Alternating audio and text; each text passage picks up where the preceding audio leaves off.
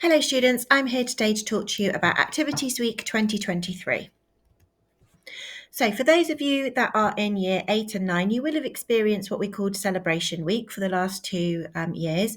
For those of you in year 7, you won't have had any sort of celebration or Activities Week. So Activities Week is different to Celebration Week. Activities Week, you get to choose from a really big list of activities, things that you would like to do during the week. And you can see on the screen there's some examples of what is on offer for this academic year.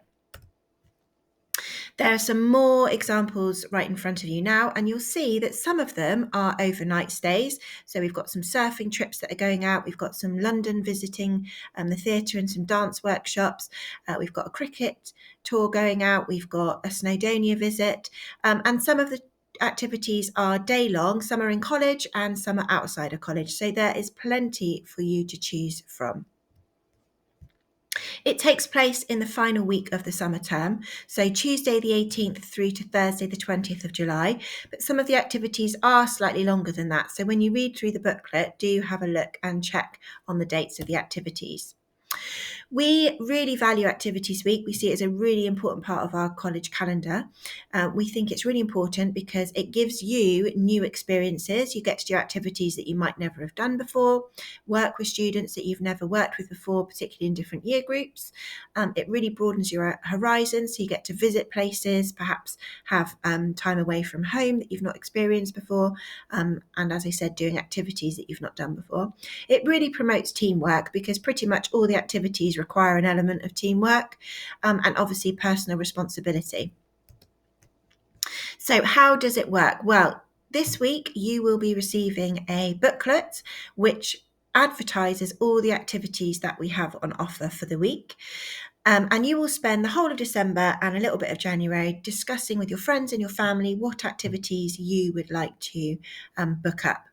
And then in January, you'll get sent, or your parents and carers will get sent an electronic form that they fill in, and that gives them the opportunity to choose your activity. We also ask you to choose a backup, so you'll naturally need to think about 2 activities that you'd like to go on, just in case the first one does become booked up too quickly.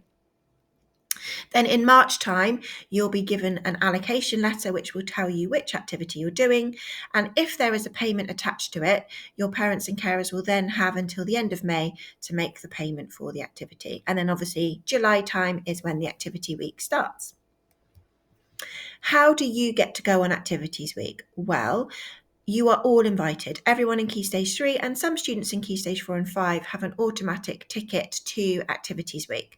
But we do obviously have some expectations around that. So when you return from Christmas holidays, we will be looking at 3 things throughout the spring and summer term. Firstly, your behaviour. We do expect all students who want to attend or who are attending Activities Week to have more positives than negatives. We don't specify the amount of positives you have to have. We don't put a number on it, but we do expect you to have more positive points than you do have negative points. You can see on the screen an example of that. The next thing we look at is your attendance, and we do expect, as you know, 95% attendance. So you'll need to really think about, if you've not quite got there this term, because we look at it from the 1st of January onwards, what you need to do to make sure that you're getting yourself into college. And then finally, we make sure that you haven't received any suspensions or exclusions through the spring and summer term. Now, for the majority, the large majority of you, you're already meeting those expectations anyway, and you will find the spring and summer term, you'll just continue as you have done.